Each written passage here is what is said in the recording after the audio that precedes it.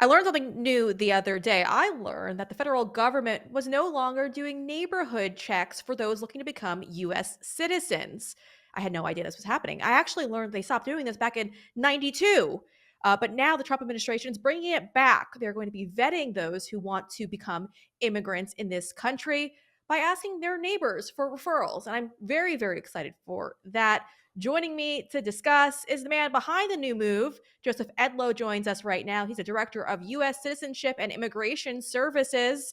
Joseph, I want to say thank you for this because I had no idea this was happening. I had no idea that we stopped checking in with folks' neighbors before bringing them in as citizens into this country. So this was a pleasant surprise. Your reaction to this and why you thought this should be a top priority for us to bring back? Yeah. So, first of all, thanks so much for having me. Really appreciate the time and being on the program. It's absolutely absurd the way that we have kind of moved away from the screening and vetting that we actually need for every part of the immigration life cycle. The most important part of that life cycle is the last stage, which is naturalization, citizenship. And people fill out applications. They do go through background checks, just the systematic checks, but no one has ever really gone into the neighborhood in the last 30 plus years to look and to see who these individuals actually are. What can we learn from their neighbors? What can we learn from their coworkers? And more importantly, I think the question has to be asked, why back in 92 or before did we turn off this process which has been given to us by Congress? I didn't invent this. This is something that has long been enshrined in the Immigration Nationality Act. We're just bringing it back, and we're excited to really use this as another tool in the ever-growing toolkit of the immigration officer to make sure that we are vetting everyone appropriately and that ultimately we're giving the right people the benefits they deserve.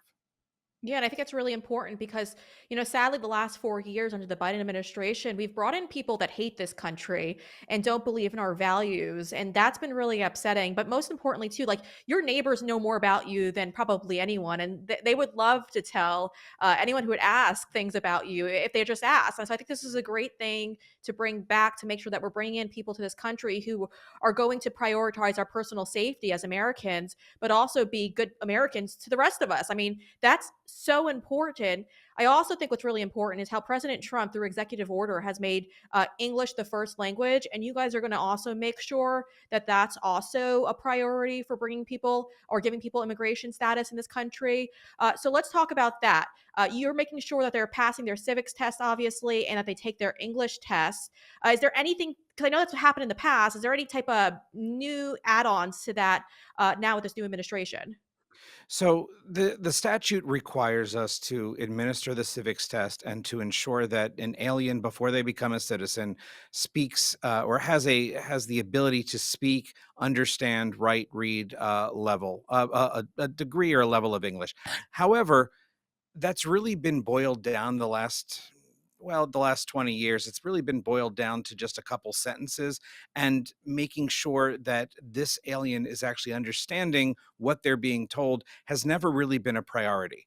We've made that a priority. So we are in the process of issuing additional memos that are going to give clear guidance to officers what they have to look for and how they react when they do not believe that an alien is fully understanding. I will tell you, I actually had the pleasure of watching some naturalization interviews with my officers just a few weeks ago in Chicago, and I was pleasantly surprised to see an officer asking the same question 6 or 7 different ways and realizing very quickly that this alien was unable to really understand what she was saying. She ended the interview, and the guy lost did not get his naturalization. That's what we want to see. Again, I'm not trying to stop everyone from becoming a citizen, but I want to make sure that we are complying with the statute, and that statute requires that they understand a degree of English. And I am so thankful to President Trump for the English as the primary language of this country for that executive order, because that does exactly puts us in the position of allowing us to move exactly in the way that we need to be moving. Yeah, and I think it's really, really important that we do just that, and we enforce President Trump's agenda as well. I wanted to ask you about this. I thought this was interesting. Your spokesperson told Fox Digital that you guys are committed to implementing policies that root out anti-Americanism and strengthen vetting. What do you guys mean by anti-Americanism? Because a lot of people might take that as maybe possibly, and I know, like you've got a legal background here, that this might kind of impede a little bit on the First Amendment. I've heard that argument and I reject it. This is not what we are trying to do at all. Anti Americanism and anti Semitism and other people who are coming in here and ultimately supporting terrorist ideology, anarchist ideology, totalitarianism ideology have no business being in this country. And we will root out those elements. My focus has been and will continue to be the primarily the screening and vetting of everyone who is looking for an immigration benefit. And we should use every tool that's available to us. Social media screening that shows us what these people are actually saying is a critical element of that. And by the way, I am not saying that anyone's going to be denied a benefit simply because of something we read on Facebook, but it's certainly it's one data point that we can use. It's one factor that we can then explore to see if there is actually a history here and evidence that somebody is espousing anti-American principles for someone who's trying to become a citizen, to show that there's a lack of attachment to the US Constitution, and ultimately that they are not someone who in the foreign policy interests of the United States should remain in the United States. I'm so thankful to have Secretary Nome and Secretary Rubio taking these positions and really allowing me the flexibility to run with them and to move forward. But ultimately, we will do everything we can to make sure, as I said, and I can't say it enough, that the right people are getting the benefits. And I will not have anti-American sentiment being allowed to rule the day.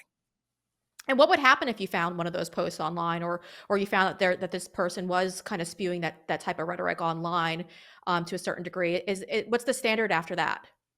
Well, it depends on what they're looking for, what their benefit that they're trying to get is, but ultimately, that's gonna lead to an investigation. Our Fraud Mm. Detection National Security, Directorate would take that investigation to really dive deep into this person, everything that we can find, and make a determination as to whether this is sufficient indicia that this person has espoused those philosophies beyond a single tweet or a single f statement on Facebook. Uh, and even if, by the way, if it is just a single one, it's unclear. It would really be case by case as to whether or not that would make someone ineligible for a benefit. They might be ineligible. They might be eligible. It really depends on the other factors.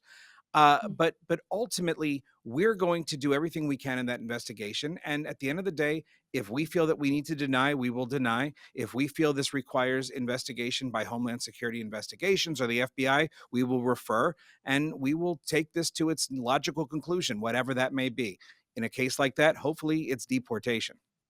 Yeah, yeah, hopefully it is, because, there used to be a time I remember growing up, and when people became a US citizen, it was extremely prideful, it was an honor, and it seems like we've kind of watered that down a bit. I know that there's a lot of immigrants out there who are, very proud to go through the legal process here, but, these last 4 years have really put a beating on immigration, and so we're happy that you guys are bringing that back and bringing those standards back, because that's really, really important.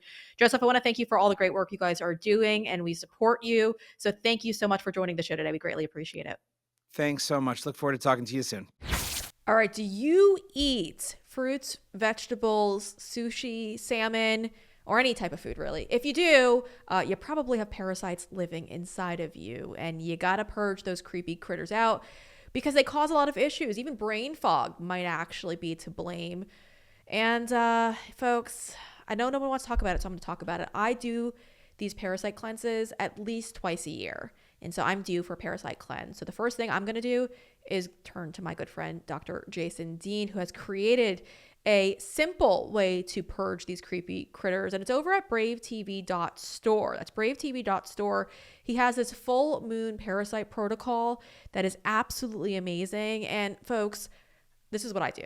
I do this twice a year. You're going to want to do it too. Every time I do it, I have more energy. My brain fog seems to go away. As you can tell, I've got brain fog now. But this is what I'm going to be doing again very, very soon. And not to be like TMI or anything, but you don't even notice anything while this is all underway. So you're going to want to head on over to bravetv.store right now. And because he's a fan of this show, he actually texted me when he saw one of my reports the other day. He's going to extend a little discount to you. So when you go over there, use that promo code BRE, that's promo code BRE, save $20 on that order. Again, folks, that's promo code BRE. You're going to want to use that because you're going to want to purge those creepy critters. I'm telling you, folks, you're going to sleep better. You're going to feel better. You're going to be able to think. So this is something you're going to want to try. Join me over at bravetv.store right now because I got to go buy my protocol because I need to jump back on this again. It's that time of year. And I'm going to use my own promo code too, promo code BRE to save $20.